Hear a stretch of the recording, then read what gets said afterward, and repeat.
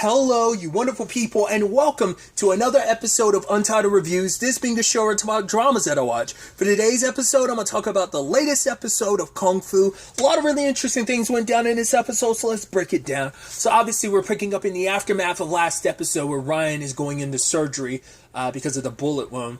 And I think this episode's title being Destruction is very beneficial, not beneficial, but it works on so many levels because Nikki ends up telling her family the truth because they're like, right, what happened? And it's like, right, I told Ryan to keep an eye on Mia and she ends up telling the entire family the truth. And it's more so like Jen and Althea are trying to keep Nikki away from her mom right now because her mom's lashing out. Obviously, it's like one of her babies is hurt, so obviously she's gonna lash out. Like she knows it's not really Nikki's fault, but she even blames herself later on. She doesn't really go into this, but I'm curious. Well, because she says like, right, I did so much while they were growing up, holding on tight to them that I tried to let go, and that now she's like, right, because I loosened my grip, this ended up happening.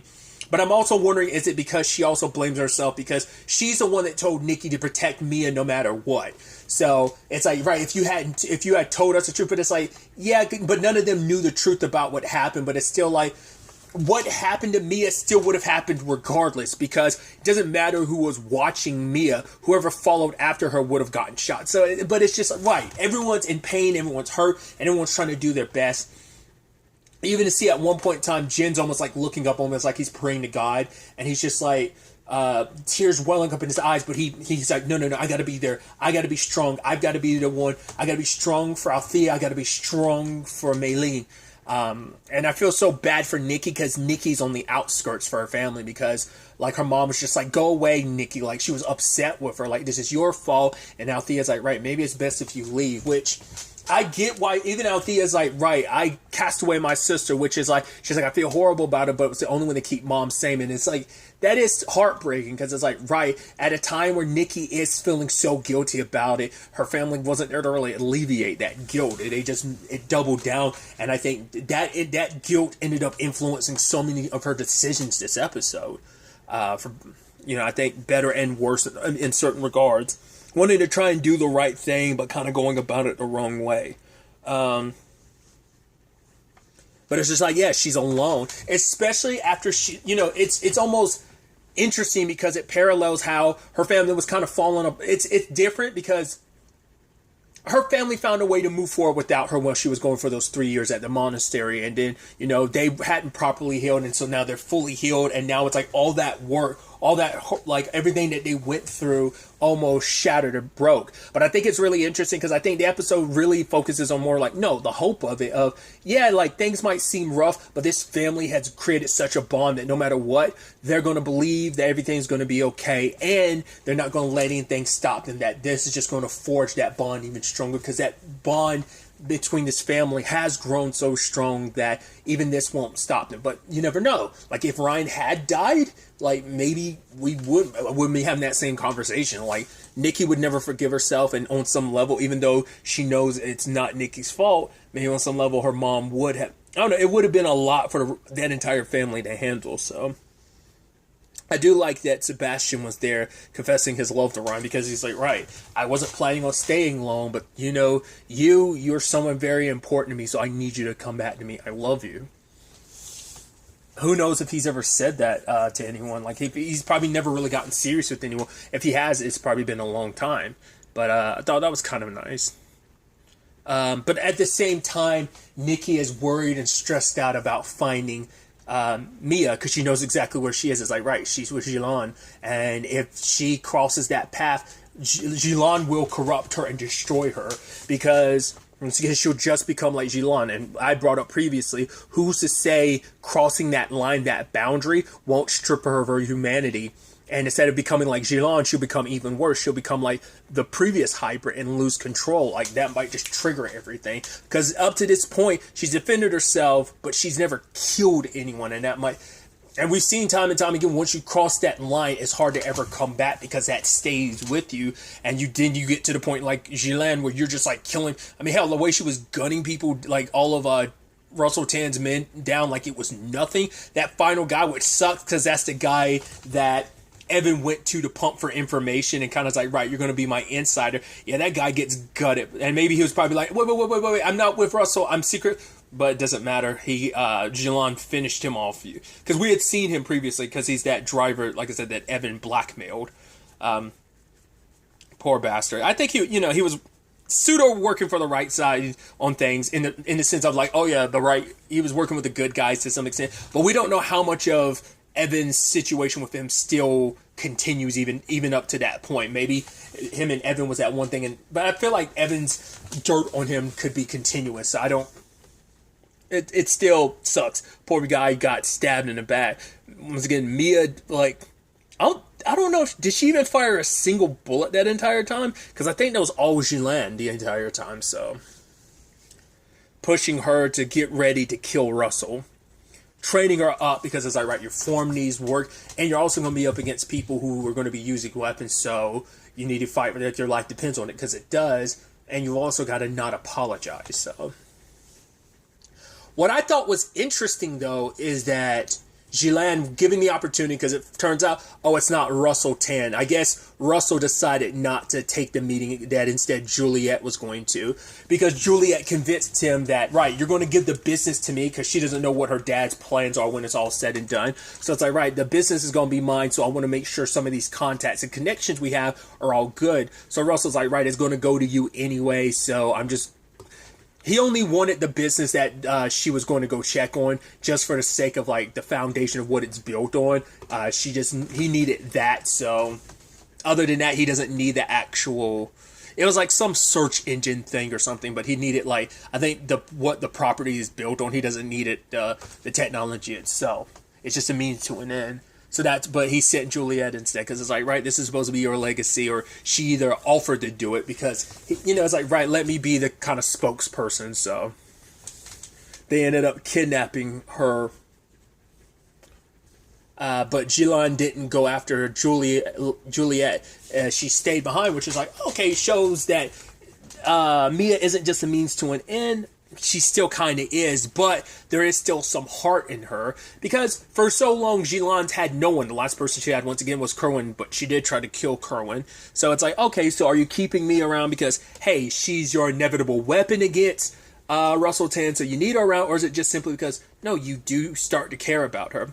Someone had said that they saw the writing, like this was a couple episodes back, this was like earlier in the season, they were like, oh, Jilan is going to end up being Mia's guardian, which I could definitely, at the time I was like, I could see that happening potentially, but Jilan never really went down the good path. This could be them like going down that route still. Like, I think you could still maneuver your way to that story point. Well, we'll see if that's what the end result ends up being, but at the same time this is all going down, Daniel learns that is like, right, from the Wangzhou, that they finally tracked down the spell that could take away the power from the bell and all the jewels and stuff. But it comes with a catch. The moment they introduced that element, I was like, oh yeah, like Mia has to get sacrificed, doesn't she? But then they were like, oh, well, it goes in conjunction with Mia, but I thought it was an interesting development when it's revealed that the sacrifice is the bloodlines of the Guardian and the Warrior bloodline. I'm like, that's fascinating, because they're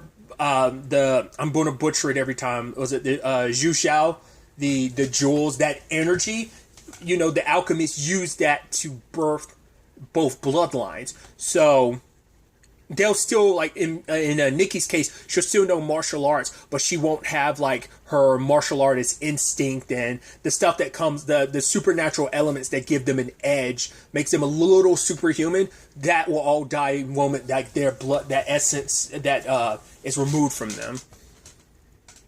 Because when Nikki's at her lowest, lo and behold, who shows up but the alchemist? Because I love that she's playing both sides. She's doing all this saying like, oh, you should have killed me when you had the chance. Which is interesting considering, like, Nikki doesn't notice and Mia doesn't know either, but Jilan's met with the alchemist. The alchemist is the reason why Jilan knows all that she knows. So the alchemist is playing both sides. I am still leaning towards, I think she's going to try and take Mia's body. I think that's how she's going to resurrect in this world. And it's like, oh, I'm going to be back, and I'm going to be in the ultimate power, the ultimate body.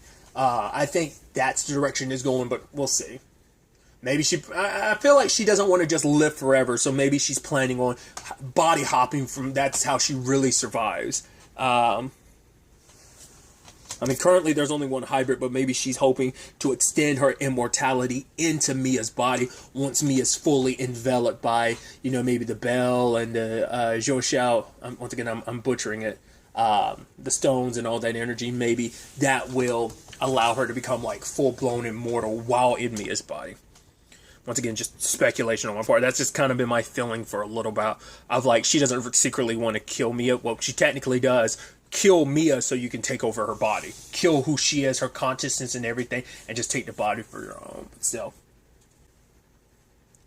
But the moment Nikki found out without the knowledge of the whole what it would do to Mia thing, believing like, right, I can give up my powers, but it means stopping Russell Tan, then it's worth it. Because her powers aren't a gift to her, it's a curse. I mean, which is interesting because that's what Mei Ling tried to keep her from this path because she didn't want her daughter to have to follow the same path her sister did because it isn't a blessing. At least from her eyes, it's a curse. And for Nikki, it's like, right, like, I've done good with the warrior bloodline in me, but it's come with bad. Like, she was just so disheartened because of everything with Ryan, and it's like, this was my mistake. I'm the one. She kept wanting her family not mixed up in this, but they kept convincing her like, no, let us help you out, and she gave them the go ahead. It's just like, it's not her fault, but she couldn't help but feel like it was. So she was ready to sacrifice her own power, except because Nikki's ready to sacrifice herself if it means, stopping all this, but she wasn't going to sacrifice her family. She wasn't going to sacrifice her cousin, But at the time, Henry wasn't quick to listen to her because he's like, right, first, you're willing to listen to the alchemist, which Nikki didn't bring it up, but the alchemist did bring up a good point. I want Mia dead, but I am all about self-preservation, so I might want Mia dead, but I don't want it to go about this route, because by going about things this route, I could potentially die out with the bloodlines, when both bloodlines are kind of riddled out. Gotten rid of, and all that energy sealed away in one of the stones, she'll essentially be locked away with it. I'm assuming like if that happened and they were to restore it afterwards, I'm sure she would be able to return. Then she'd just be locked away in kind of a prison of all that energy with the rest of the energy. But like I was getting to, Henry didn't want to listen to Nikki because for him it's like, right, usually we're like on the same page, but the moment like stuff kind of, when it comes down to it, you're always like, yeah, it's my way or the highway. And he's like, a lot of times I follow it, and she's like, wait, so how long have you been feeling like this? He's like, a little while. Because he's like, it makes me feel like sometimes we're on the same side, but other times it's almost like, shut up, your opinion doesn't matter, just follow my lead. He's like, I told you to tell me in the first place. And she's like, are you trying to say it's my fault? He's like, no, but it's like, he's like, you never listen to my suggestions. And it's like, Nikki's like, this is literally the worst time you pick now to bring this up, even though you've been feeling this a while. He's like, that's our relationship. We're always in a crisis at some point in time, so there's never like really a right time to bring this up. But sadly, the lady from the Wangzhou ends up kidnapping Henry and Nikki and takes the stone because she figured Nikki would back out. Once again, Nikki was willing to sacrifice herself, but she wasn't going to sacrifice someone else. But the Wang Zhao, at least the leader, is all about, it's all about necessary sacrifices. There's going to be collateral in the grand scheme of things. But it turns out Henry's dad, Daniel, didn't know anything about this. He wanted everything to kind of get resolved civilly, but it's like, no, it kind of turns into an all-out brawl. And Daniel's the one that kind of shuts things down. And Nikki ended up destroying the stone. It was interesting because it was having a toll on Jilan, Mia, and Nikki. I mean, to be fair, there's no other guardians left. Well, I'm curious, like, her dad would have probably felt it too, but he's older, and maybe because that's all kind of passed on to Mia, he probably wouldn't feel it, but most of the guardians are dead, so, of course, there are only 3 we would have felt it. Mia's you could tell Jilan and Nikki were feeling it because they were a little off, but it seemed like it was affecting Mia the most. It makes sense because she's basically born from both bloodlines, whereas Jilan's from the Guardian bloodline and Nikki's from the Warrior, so they're both only a single bloodline. So the toll is going to be heavy, but not. That's why for Mia it would kill her because she's made up of both bloodlines. So. But luckily, they were able to save Mia and destroy the stone. So, I mean, granted, all they would need is another stone to but yeah, Daniel wouldn't let them go through that again. But it's still just, this group is willing to go that far. So, I still get the feeling like they are setting it up where Henry probably will still choose the Wang Zhao, because in the end, he might even have to break up with Nikki because they will be on opposing sides because he has to go away with his father on their journeys to do so much more. Because Nikki's supposed to be his future, he does want to propose to her. Situation hasn't come, the opportunity hasn't presented itself yet, but I think it will. So we'll see, because I get the feeling like Henry might end up choosing the Wang Zhao or be forced to, because something will come up and be like, no, you need to choose this. But we'll see. Hopefully there will kind of be a happily ever after in that regard, but I don't know. I do like that him and Nikki do make up. He's like, right, you were right about everything, but Nikki's like, no, back at the library, you were right. She's like, every time the pressure's on, I kind of always make the unilateral decisions, but that's because for her, she feels she has to carry the weight of everything because it's her responsibility to protect everyone, to look after everyone, and so if anything goes wrong, the fault lies solely with her because she feels that need with the warrior bloodline in her, that it is her destiny. So that's why she always kind of makes those unilateral decisions. And, I think it's just that combined with wanting to protect everyone she cares about. She doesn't want them mixed up in what could be the fallout of a mistake that she makes. But, she says this just about Henry of like she couldn't imagine having anyone else by her side. And she wants to kind of change how things are handled going forward. But I think the same thing's applicable to her family too. That, handling things alone, that's the difference between Jilan and Russell and Nikki, because Nikki has her family and people who she loves and trusts by her side, whereas Russell has people he kind of pays off, like, not true love and loyalty. And even the whole thing with your family, it's like that's complicated, which turns out it's like the anniversary of Raymond's death, so his other son. So your family loyalties aren't like the same as Nikki, so there's that. And you have Jilan, who is going it alone, who didn't always go it alone, but then went at it alone, is now not going alone again. So once again, we'll see how that whole her and Mia thing shakes out, because it's like now Mia has an opportunity. It's like, cool, your dad, Juliet, killed my mom, now I get to probably use you as bait against your dad. So it is almost interesting. And we see a side of Russell we never see, and that's why I'm like, does Russell only care about you never see him care that much. Because even Kerwin, he only seemed to only care about Kerwin because Juliet convinced him. It's like Kerwin was always a black sheep of the family. I think Raymond and Juliet were the like rock stars. Raymond was really the main rock star, but then it kind of falls to Juliet after his death. So she's the one that once again convinced him to keep Kerwin around, the failure of a son. So for him, it's like, oh, Juliet's my golden child. If I lose her, I can't lose another golden child. Because if I lose her too, I won't have anyone else. Because Kerwin is gone forever from my life. Because I chose that and I don't want anything to do with him. But also because he left and has no intentions of coming back. So it does seem like there's genuine concern. He's like, find my daughter and bring her back home. That he is kind of worried because you never see that. Because he's never seemed to be the type of person that cares about anyone else. And that's the funny thing. You can destroy and rip apart so many other people's lives and family, but now you want to show humanity when it comes to your own. But maybe in his own twisted mind, he's like, oh, I need to make, crack a few eggs, but in the end, I'm going to make an amazing omelet. I'm going to restructure the world, save the world by, what's born from the ashes. So ultimately, like I brought up earlier, Ryan does wake up, and Nikki's the last one to kind of find out. And when she's there, Ryan tells her that this wasn't her fault, and it wasn't Mia's fault either. It's just like, right, we have to find her. But Nikki's like, yeah, but you got hurt. He's like, the fact is, Mia's family, and we don't abandon family. And Nikki looks to her mom, and her mom kind of gives her that acknowledgement, like everything's okay.